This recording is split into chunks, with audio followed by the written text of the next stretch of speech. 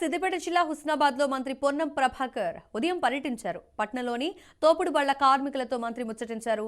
తోపుడు బళ్ల కార్మికుల సమస్యలు అడిగి తెలుసుకున్నారు ఆయన. తమ తోపుడు బళ్లు పెట్టుకోవడానికి స్థలాన్ని కేటాయించాలని, అలాగే తమకొక భవనాన్ని మంజూరు చేయాలని వారు మంత్రిని కోరారు.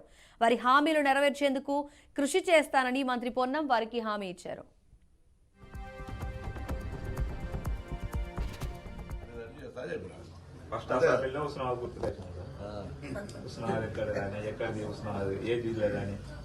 కొంతమంది అనుకుంటారు కదా సార్ తాగి అంటే ఇవాళ 119 ఎమ్మెల్యేలకు ఉస్మానాబాద్ ఎక్కడ కాదు అనుకుంటున్నారు.